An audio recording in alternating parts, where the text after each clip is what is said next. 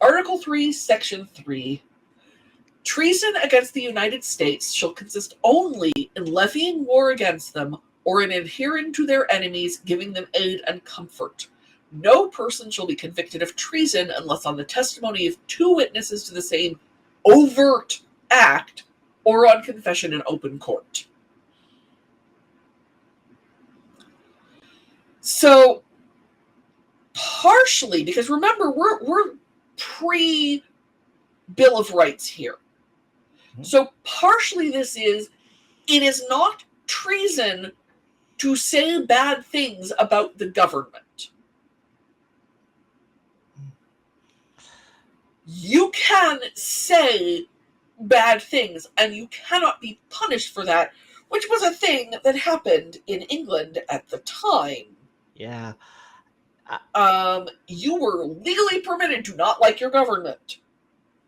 Yeah. However, you were not legally permitted to attempt to overthrow your government. It feels like, going opinion here, our future president wants to overturn that kind of, like, if you speak it bad against him, you're it's treason. Yes, well, our president is also guilty of treason, in my opinion. So what do? Like, hypocrite much? He's been a hypocrite as long as I've known he existed. And I've known who he was since about 1989 and disliked him the entire time. Funny thing is, what do I know? The funny thing is, I actually bought a book that he kind of co-wrote it back in about 15 years ago, before I knew how he really was. Oh, The Art of the Deal. Well, that was ghostwritten for him. Yeah. There have been people convicted of treason. The Confederacy was given a blanket pardon, which, there are issues there, but whatever. Some of the convictions for treason have been false. But I think the major one that I know of was the Rosenbergs in the Rosenbergs, yes. 40s.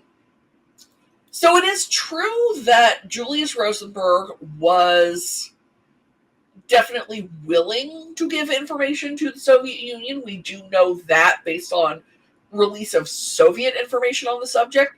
But we also know that it is not possible for him to have, quote-unquote, given the secret of the bomb to the Soviet Union, which was basically what he was convicted of, in no small part because they already had all of the information he could have possibly given them.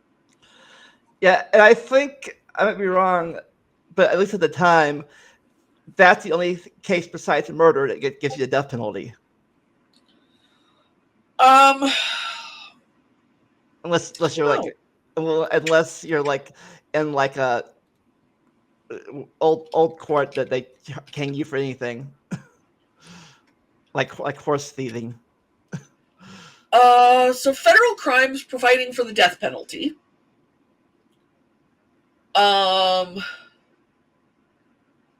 Bringing in and harboring. Yeah, there's a decent list actually. Oh, genocide. Genocide is a death penalty crime under the 18 USC 111 or 1111. But wouldn't that be considered? But wouldn't that be under the jurisdiction of murder, kind of? Yeah, I just think it's funny that genocide is specifically mentioned. Murder on a high degree, very high degree. Yeah. Most of these are various kinds of murder or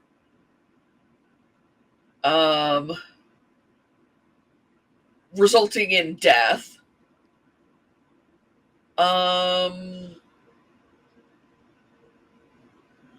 Yeah. Basically, either you kill someone in a list of very, very specific ways, or else you commit espionage or treason. Yeah, but unless you have 2 witnesses for the treason thing. Yeah, to it, and it's got to be an overt act. You can't just say, for example, and this is purely an example, and I am not advocating this, but you cannot say, for example, gosh, I think the Canadian government should come in and take us over.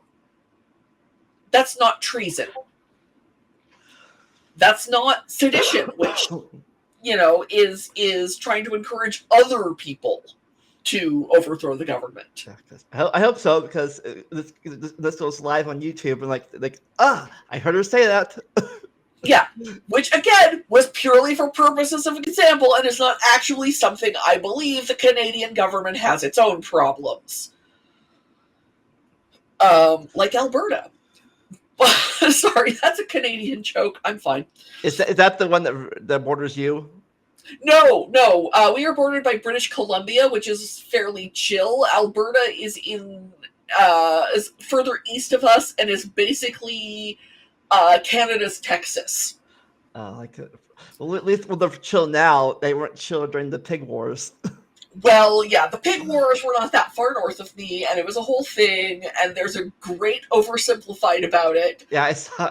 I love that. And it's a lot of people being stupid. But just by saying that, even by saying that a lot and without the preface to it, is still not legally treason. In order for it to be treason, I would have to, go to Ottawa and try to drum up support personally from Justin Trudeau.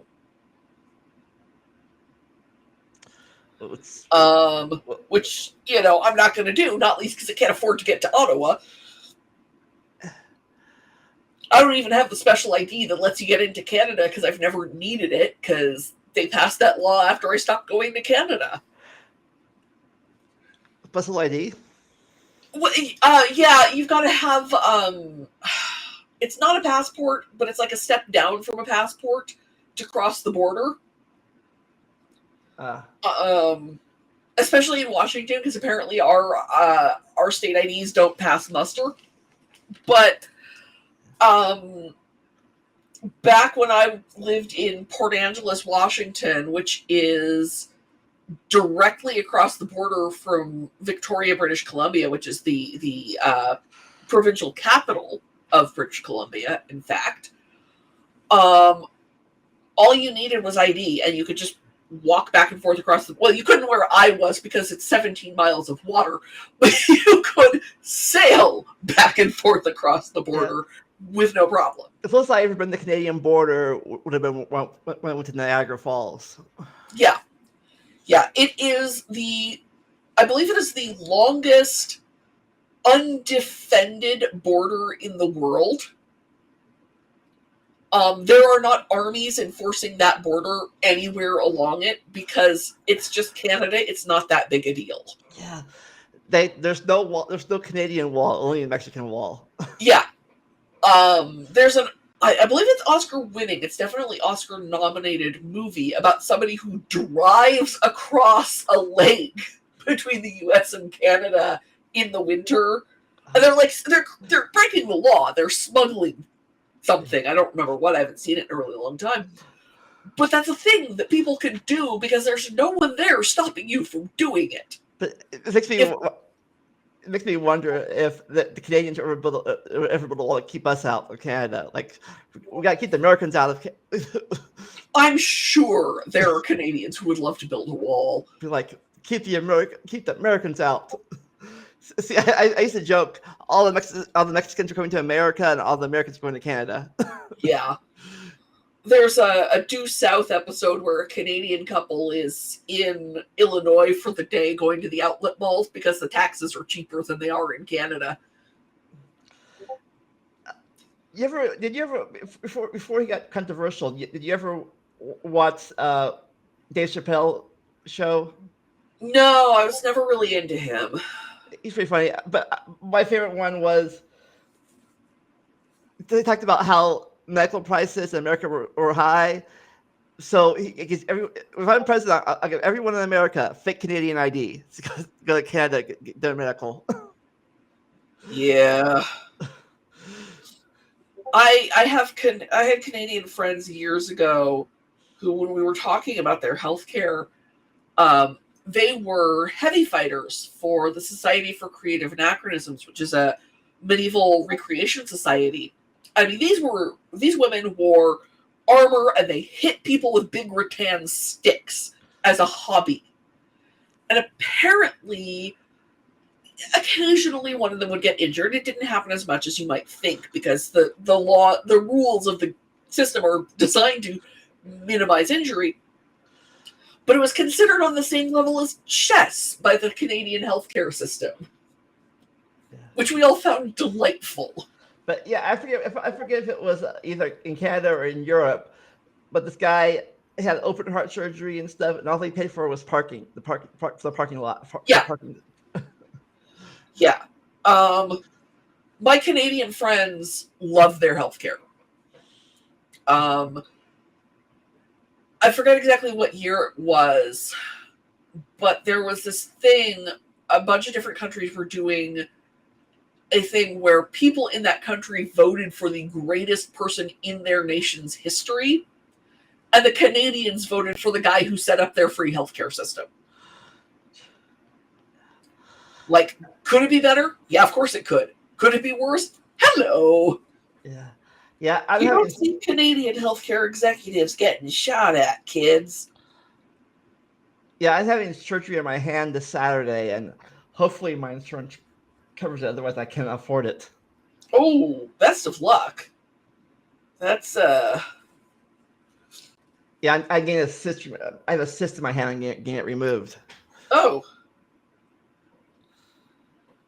Yeah, my health care, which is my insurance company is United Healthcare. Hello. Minus two. They won't cover the gel injections that might make my knees hurt less. Yeah, I have United Healthcare Medicaid. Likewise. Yeah, they don't cover they cover root canals, but they won't cover crowning my teeth. Yeah. People keep saying, well, why don't you get, massage for your back problems? It's like, because I have United Healthcare and they don't pay for that. And then people go, oh, right. So, yeah. Yeah, medical issues will be a whole other podcast in the future, probably. Yes. All right.